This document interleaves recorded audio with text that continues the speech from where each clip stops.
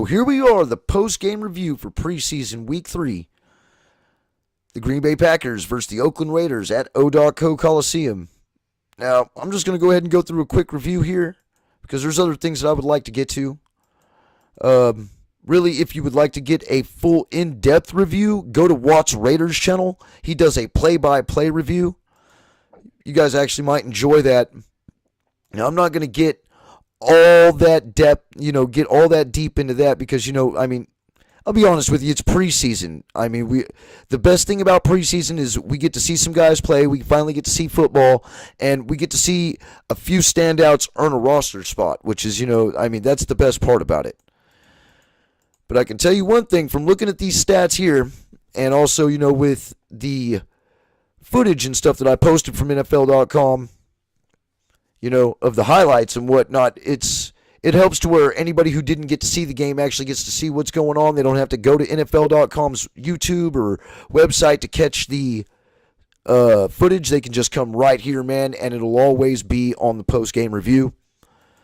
Because I don't care on whether they copyright strike me or not. Big whoop. You know what I mean? Not really worried about that right now. But E.J. Manuel went 8 of 12 for 87 yards, no touchdowns, no interceptions, but he did have a fumble, which you see in the highlights. Connor Cook, Connor Cook went 6 of 15 for 72 yards, no touchdowns, one interception, which is also seen in the highlights. And Derek Carr is 2 of 3 passes, man. They looked pretty good. I'm going to say that I am definitely not going to harp on Derek Carr at all, because just for the simple fact that it's going to get into the next subject that we're going to be talking about, because I really don't know about these two. Now, rushing, hey, man, dude, this guy right here, man, he is fighting for a roster spot so bad, and I hope he gets it. I really do. I hope he gets it over Doug Martin, that's for sure. Doug Martin still ain't showing me anything of what he showed last season and not even the season before, dude, with Tampa Bay. I don't want a running back who reminds me of Maurice Jones-Drew hanging out getting 3 yards a carry, man. There's no point, especially when we got a dude like Warren who can absolutely dominate and become our new Tyrone Wheatley. Not to mention, dude, come on. I don't mean to get emotional here, but, we're going to go over Doug Martin, too, because, with Obi Melifonwu being gone and how much money we're taking and on a cap hit from that guy, we really need to reevaluate this man's position right here, all because of his contract and his play. Now, Amari Cooper, man, that one catch was badass, dude, and I hope Aitman makes the team too, although he's probably going to wind up on the practice squad because we're going to have to play Seth Roberts in his $5 million contract, thanks to Reggie, who hasn't done anything in the preseason. Notice how he's not even up here on this board? Look, he didn't even make any catches, man.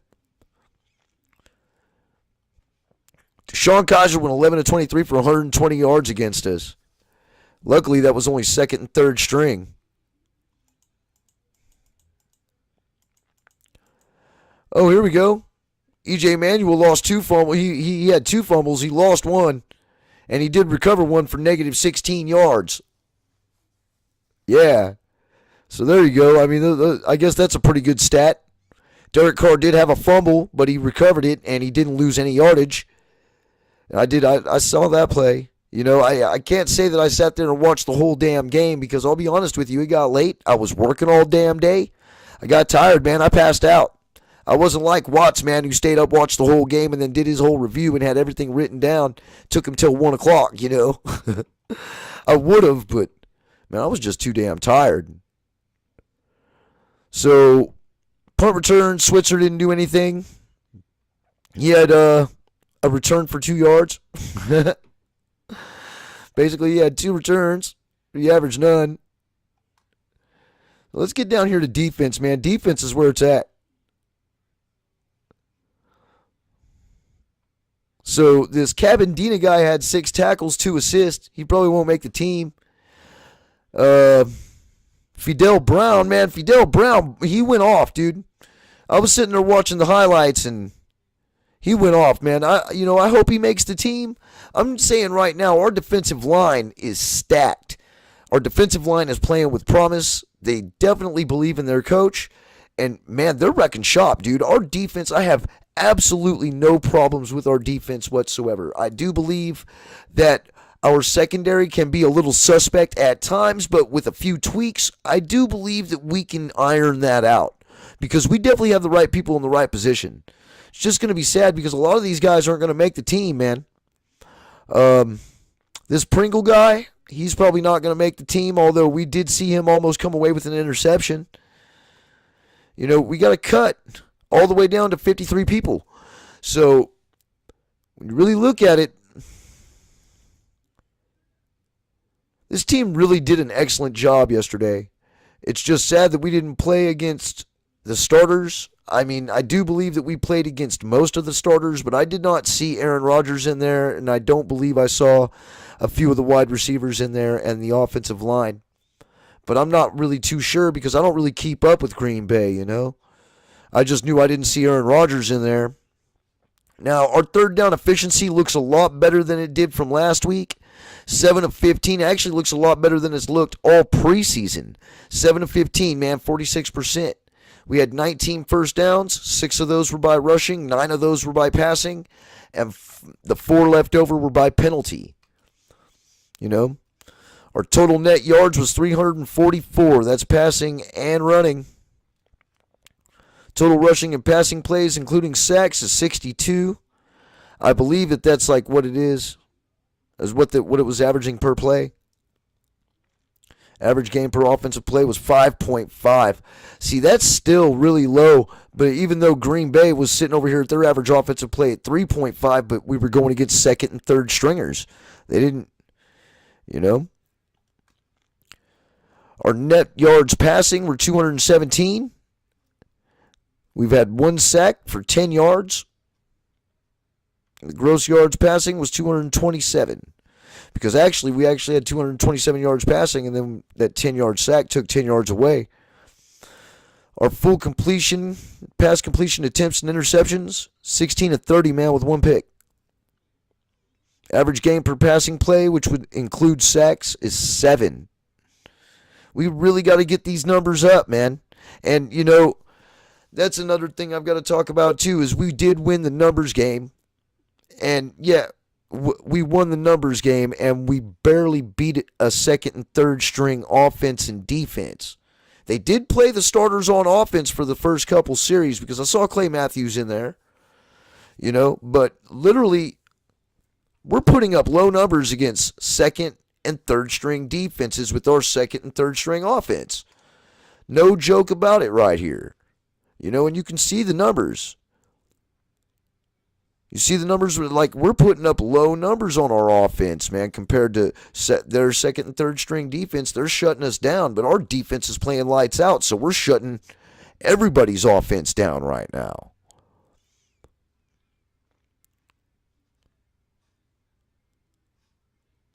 But I mean, really, that's about all I have to go over when it comes to this game. We did win. We didn't win the time of possession war, but we did win by the scoreboard. I mean, it was basically separated to where we were only a minute apart from each other. So anyway, that is the game review. I know it's not much of one, but I mean, there's just so much more to go into, man, with Obi Melifonwu being waived, and then we just got rid of DeAndre Washington. So let's go ahead and hop into that. Well, now I think it's time that we address the elephant in the room, and that is our garbage backup quarterback situation. Now, 75 to 100% can possibly agree that we have a problem at the backup quarterback situation. And as of 8/21 of 18, this is the free agent quarterback list before the first round of cuts during the preseason for every team to start chopping down to a 53-man roster. Now, I actually had this recorded before. That's why you guys don't see the backdrop behind me on this portion of the video, because I thought I had it recorded and, well, it didn't record the audio.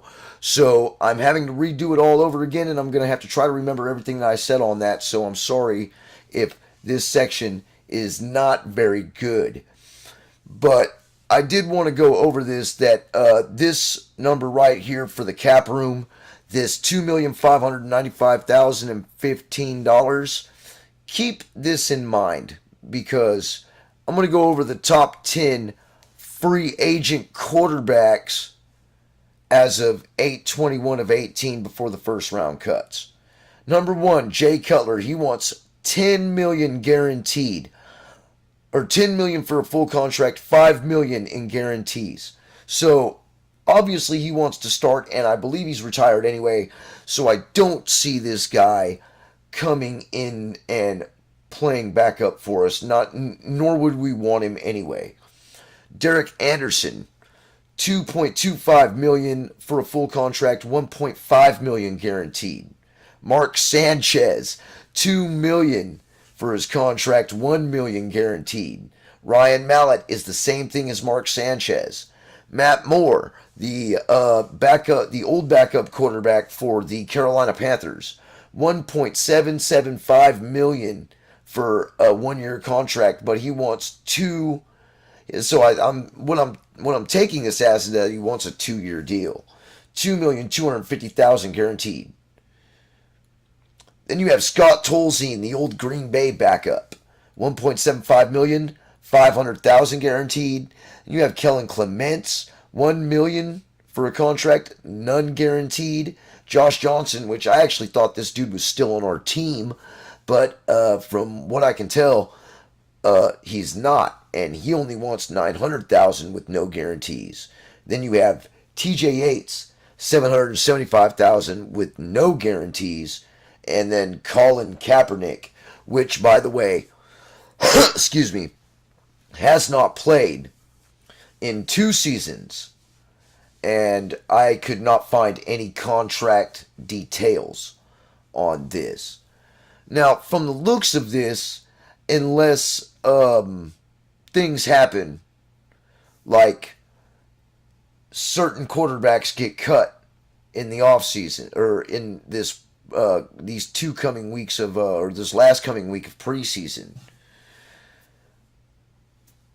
if there isn't a decent quarterback that gets cut that is better than these 2 dumpster fires that we have for backups, we're not going to sign any of these guys. For one, a lot of people want to back Colin Kaepernick. Look, as much as I would like to think that Colin Kaepernick could come in and still play the game, I don't believe that the political aspect and the political drama that follows this guy is worth bringing him onto the team. We already had that problem last year. It took a Super Bowl driven team, a team that was projected to go to the Super Bowl. Politics just completely ruined it for us. So I understand why we won't sign him, and I don't believe we should sign him anyway. But looking at this, if a quarterback doesn't fall from cuts that's half decent, well then, obviously, certain measures should be taken. And if I were the general manager of this football team, and there were things that the way the rumors have been spreading, and kind of like how I was saying about mainstream media, mainstream media is not always right, but on certain aspects, they're not always wrong. So let's just go ahead and go into this next segment, because this is how I believe that I would fix the salary cap issue, the running back controversy that we're having right now, and also the backup quarterback issue. Not to mention fix something that needed to be fixed a long time ago. So let's get to it. Now, in this section, I would like to go over all the moves that we've made, which are actually only two. And of course, we do need to address the issue of a backup quarterback since we have such a huge problem with the two that we already have. Now, let's not get it twisted, man. These two backup quarterbacks would not make a 53-man roster on any team. So, and like I was saying before, and like our other YouTube friends have said before, that unless a quarterback falls out of the sky, quote Watts Raider, or somebody gets cut from another team who's better than what we have, we are stuck with these two backup quarterbacks. Unless I was the one making the moves on the business side. And we'll get into that here in about 5 or 10 minutes. But first, we're going to go over what we've got going on with the cap. Now, before the Melifonwu and the DeAndre Washington waves and releases, we had $2,595,015 cap space. Now, when we got rid and waived Melifonwu, he costed us $1,024,858, which equals $1,570,157. When we waived DeAndre Washington, we gained $630,000, equaling our actual cap to $2,200,157. Now, you guys are probably sitting there thinking, well, yeah, that's really good cap room. You know, we're doing pretty good when it comes to the cap then. And in other words, you know, when mainstream media, and I do want to point this out, when mainstream media says that we don't have any money, and then a few of our other radio hosts / YouTubers who are actual fans say we do have money, well, the YouTubers aren't wrong because we do have money, okay? As a matter of fact, we've got $2,200,157, barring Gruden's contract and all the money that we've borrowed from the NFL for the past 4 years. But we'll get into that. We're going to talk about that, and you know who I'm talking to, Murph. You know we're going to talk about that. But I'm not going to talk about that this video.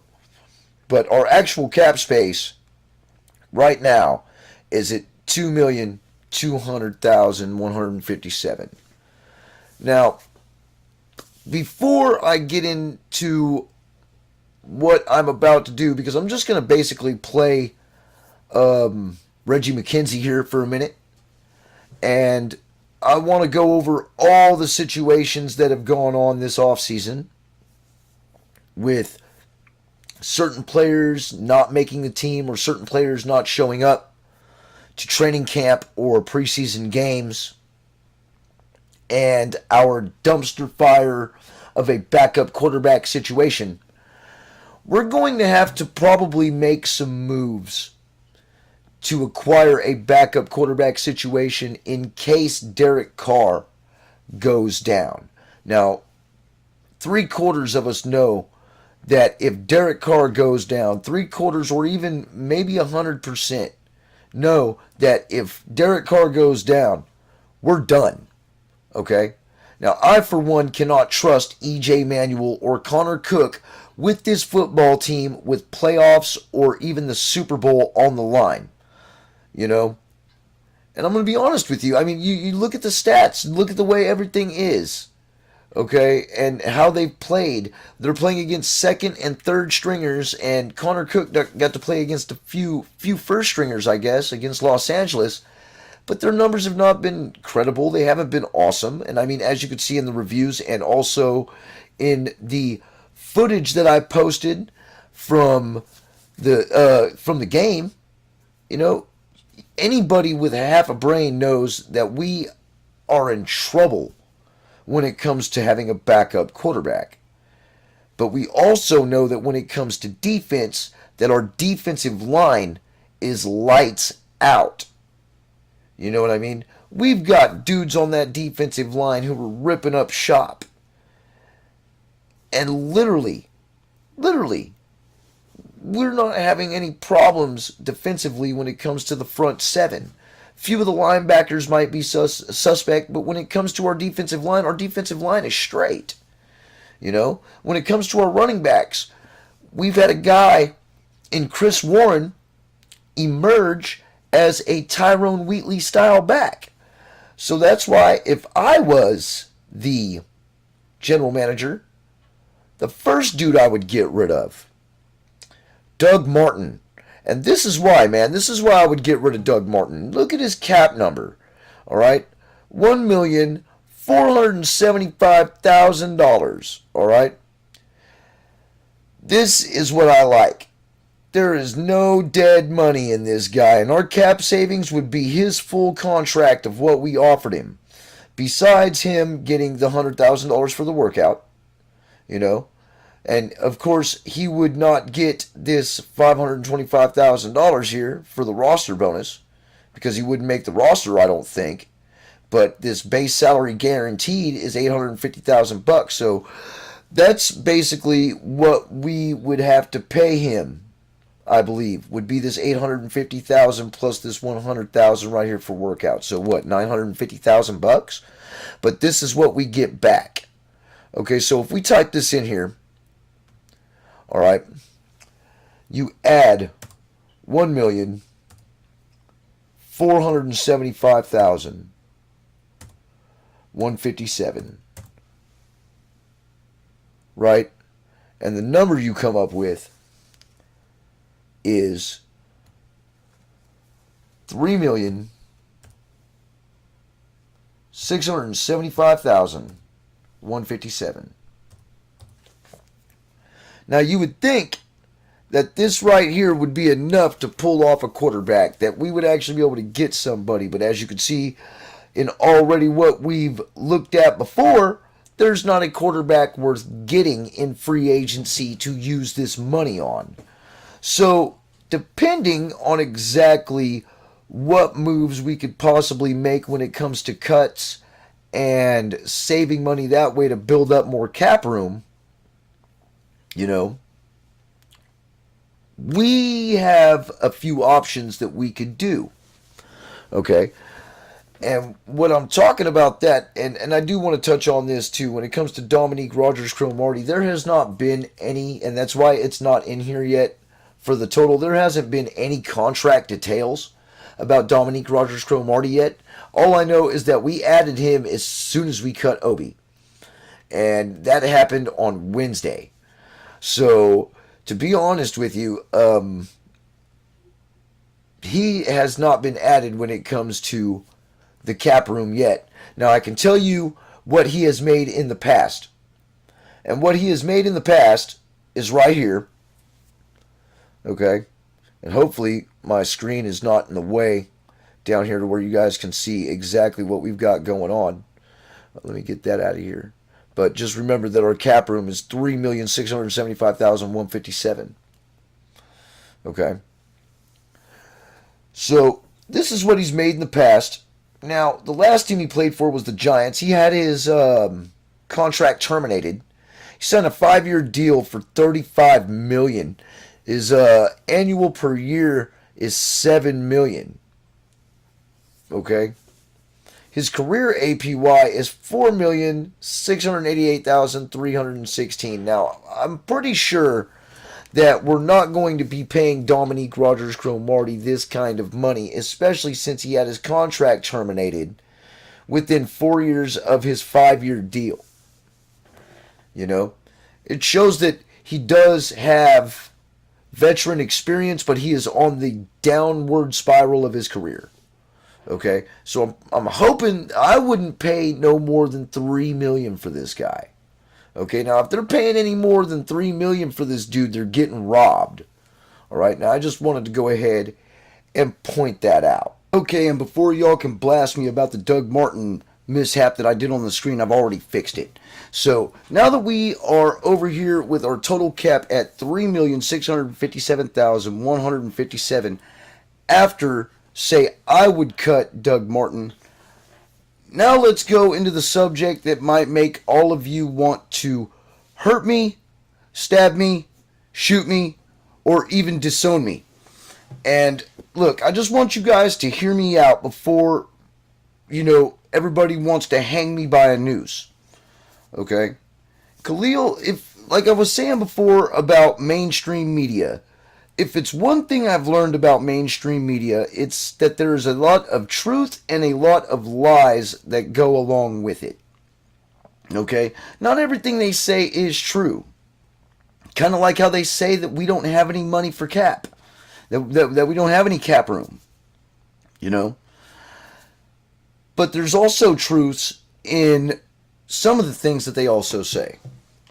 Now, I'm pretty sure you guys are wondering why I've got Khalil Mack's contract page up from Over the Cap.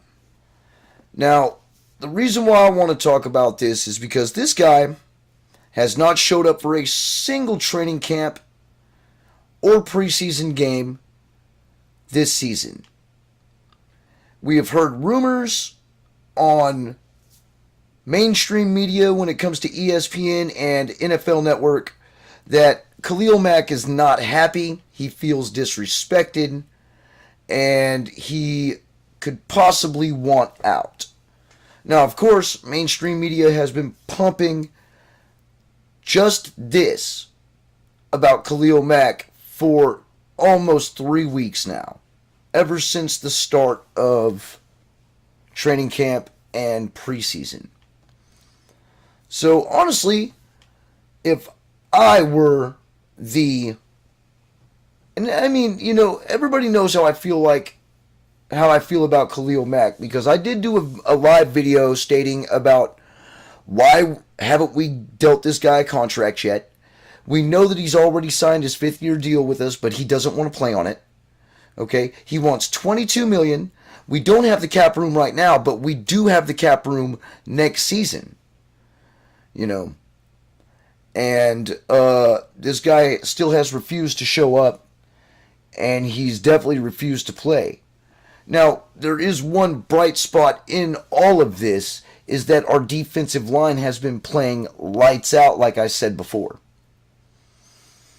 So, with our defensive line playing lights out, but our backup quarterback situation being an issue, having a guy like Khalil Mack who can produce a Herschel Walker-style trade would help the team beneficially for the next few seasons, if not more. Of course, the Herschel Walker trade was a huge upgrade to the Dallas Cowboys. And they traded him for a bunch. I can't even go over what they traded him for. You know what I mean? But having a player like Khalil Mack, who is an all-pro at 2 different positions, has been to the Pro Bowl every year he's been in the NFL. Guy has had double-digit sacks for the whole time he's been in the league. I mean, this dude deserves $22 million. We deserve to pay him. But the problem is that we have a dumpster fire for backup quarterbacks, and we already know that even with Khalil Mack, if Derek Carr goes down, 100% of us, if not 75% of us Raider fans know that we cannot put trust in Connor Cook or E.J. Manuel to head this team into the playoffs or even to a Super Bowl. So, as much as this saddens me to do, but if I were on the business side of things, now, all fandom aside, man, now, I don't want to get rid of Khalil Mack, but all fandom aside, if this was my team, if this was what I was going to do, I look at his cap room for a guy who's not playing with us right now. Okay? I look at this. $13,846,000. Okay? $13,846,000. Now see, now this is where it gets interesting. Okay? We're not going to cut him. Obviously not. Although nobody thought we were going to cut Obi Melifonwu, but we're not going to cut Khalil Mack. That would be completely stupid. All right? But we can trade him. And like I said, for like a Herschel Walker style trade. Now, there has been a team that has been mentioned in mainstream media a lot lately, which is the New York Jets. Now, the New York Jets hold the cap room to be able to sign Mack to a long-term deal on possibly the money that he wants to make. He's not doing us any good on a defensive line when he's not there. Okay? He's not. And he's also not... He is not anything to the reason why the defensive line is playing as good as they're playing now. And I mean, that's just cold hard facts, man. He hasn't been there. You know, that's just cold hard facts. He's not the reason why this defensive line's playing this good. So why not deal him? Because I went back and I looked at the Jets on how many picks they have. Now, the Jets is the only team I looked at because, for one, the Jets are known for outrageous trades. Number two, they have a backup quarterback. They actually have a quarterback battle going on in between Sam Darnold and the guy I'm about to mention on who I would like to gun for going on. You know? And then you've got these guys saying that they're completely interested and they'll take over his contract. Well, if they were to take over his contract, that would free up $13,846,000 on our cap because they would take that over. You see what I mean? So let's go ahead and add that to it. And normally, when you... I've already done the math on it because I've got the calculator right here in front of me.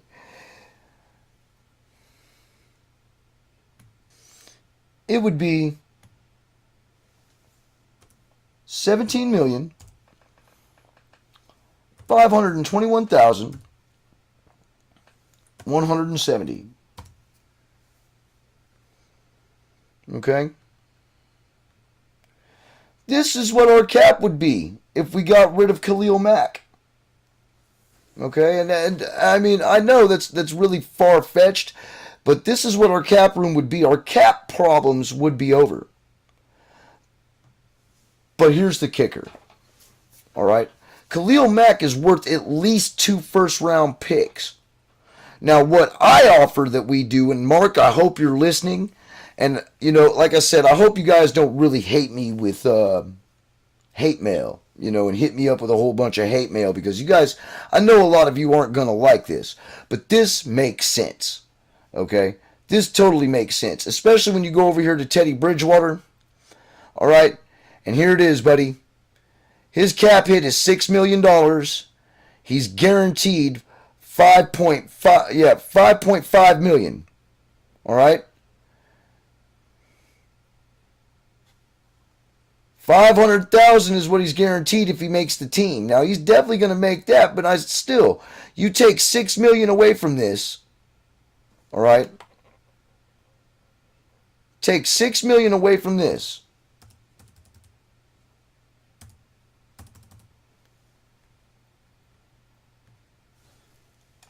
And it is,